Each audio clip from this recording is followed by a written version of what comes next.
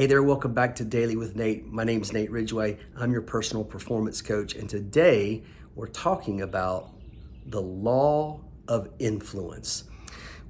Leadership really is just influence. It's nothing more, nothing less, John Maxwell says all the time.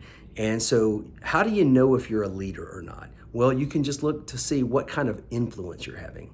How many people are following you? I heard John say one time something to this effect. He who thinketh he leadeth, but no one followeth, that one merely taketh a walk.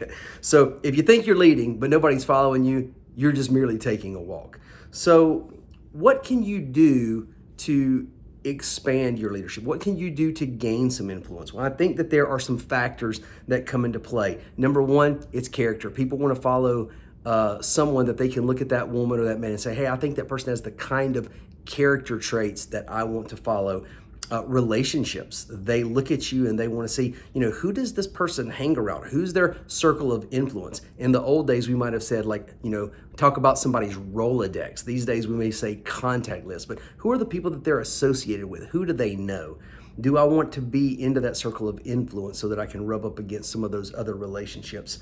Knowledge is another one. People want to know, what do you know? Do you know the things that they want to know? Maybe a follower feels that they're deficit in a certain area of knowledge and they're looking for somebody to help to fill that knowledge gap, and they're looking to perceive whether or not you have the knowledge that they need. Intuition as well. Intuition is one of those things that is said of all the leadership laws. You either have it or you don't have it. And that goes with the things, that sixth sense that we feel inside where we can act quickly on our feet. People love to follow an intuitive leader. Experience comes into play. People want to know, where you've been. What have you done? What are some of the things that you've accomplished in the past? Which brings me to the sixth one, which would be past success. What are those things that you have achieved and helped other people achieve? Is there some sort of a track record there? And then lastly, what's your ability now?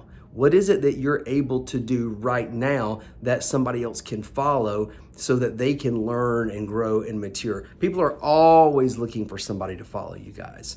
Every single day, they're thinking, if I could just find somebody that can teach me how to fill in the blank. And especially these days, I think, where we face great economic challenge, not only here in the United States of America, but in the world, there are a lot of people who are starting to feel a sense of hopelessness, and they just they're looking for somebody that they can follow that will be honest with them, tell them the truth, really show them the way, and not just perceive to know the truth. Maybe they've gone on GPT and they've asked the bot some questions so that they can get some talking points that they can throw out, on a video or something like that. But people can tell. They can sniff it out.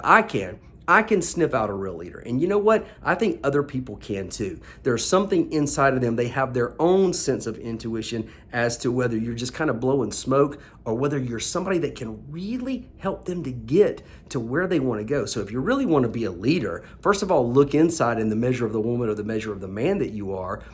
Raise your lid, like we talked about on the last video. But then when you get involved in the lives of other people, lead with intentionality. Make sure that you have an intent in your heart that you want to take somebody else somewhere that they want to go, something that you've been through where you can genuinely add value. And when they sniff that out, when they sense, hey, here's somebody that I can really follow, then you will gain influence. And if you can gain influence over one, you can gain influence over two. And if you can gain influence over two, you can gain influence over four. And eventually, you'll have influence over many. That is the law of influence. If you're getting value from this series, like, comment, subscribe, share it with a friend. We'll see you right back here tomorrow.